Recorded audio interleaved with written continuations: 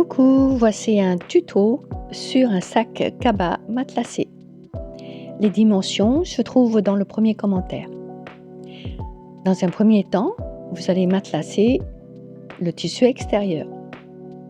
Vous faites du repère avec une règle de 5 cm à partir du haut.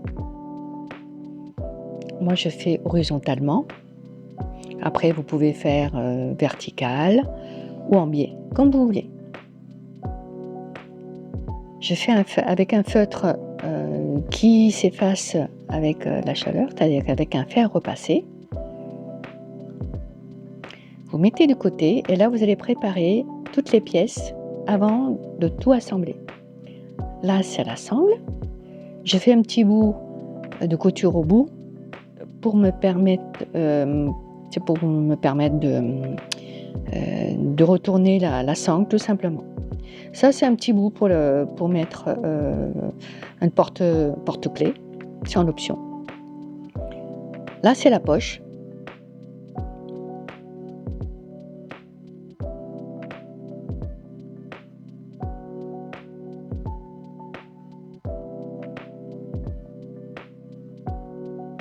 Vous faites pour la poche, vous faites une couture des deux côtés, le plus long, pour pouvoir le retourner.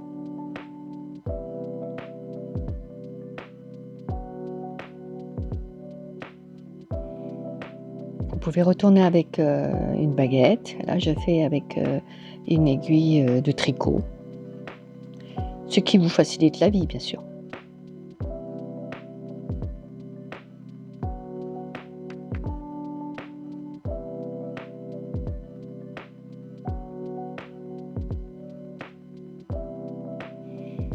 Ensuite, on va repasser. Comme c'est un tissu assez fin, le fait de repasser les lignes de couture, ça me facilite après pour les plier. Voilà. Et puis pour écraser plus facilement.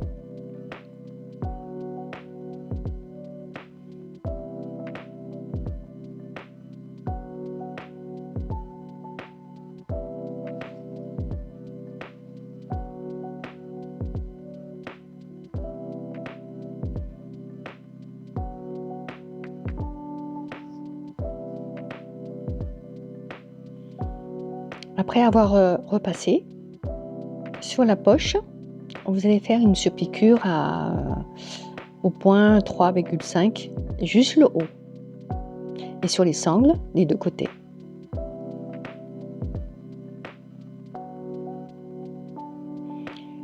Pour la doublure, je fais un repère sur le milieu.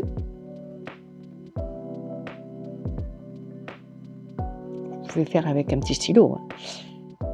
Et à partir du milieu, je fais 8 cm de chaque côté pour placer mes sangles, le milieu du sangle. Sur l'autre côté, je fais la même chose.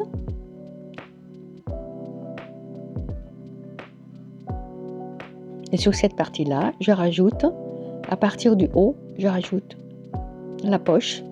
Je fais 10 cm de repère. La poche fait pareil, je plie en deux.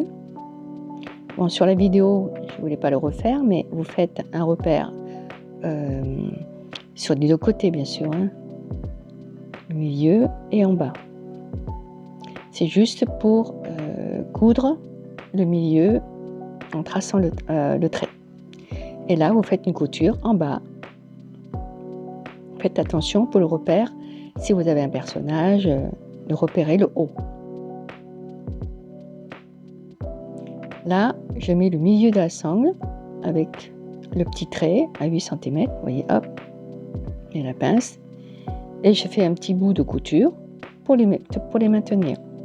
Attention aux sangles, ne pas les vriller.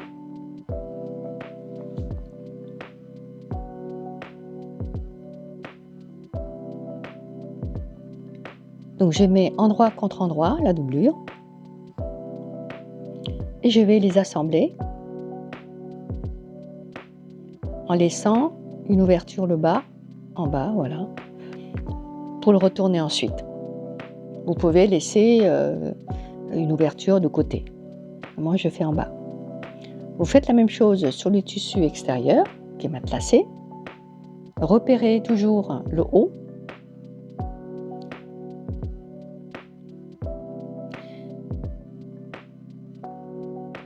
Parce que c'est toujours désagréable de défaire. Mais bon, en couture, coudre, c'est défaire.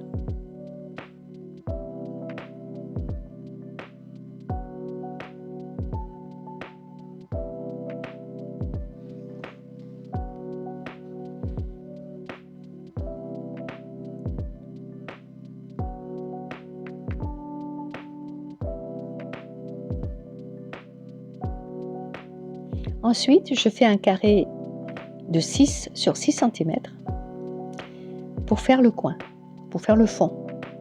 Toujours repérer, bien sûr, c'est très important, le haut, parce que des fois on coupe et quand c'est coupé, c'est foutu, on ne peut pas recoller là. Pareil, on fait aussi sur le tissu extérieur. Je découpe. Et quand nous découpons, vous allez voir, ça tient pas, vous voyez le bout. Donc il faut faire des points d'arrêt sur chaque partie. Voilà, sur la doublure et aussi sur le tissu principal. Alors l'astuce, c'est quand vous faites ça, vous faites des points d'arrêt et vous cousez la suite sans lever l'aiguille, même presque côte à côte, voilà, et vous faites le point d'arrêt. Vous allez voir, ça va vous faciliter quand vous allez mettre couture contre couture, il se met automatiquement face à face.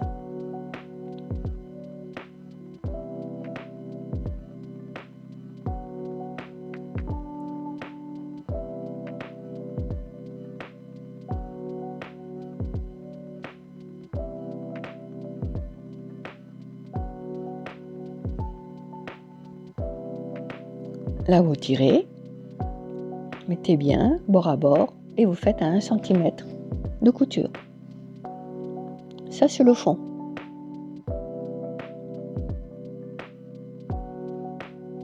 Et vous faites la même chose avec le tissu extérieur.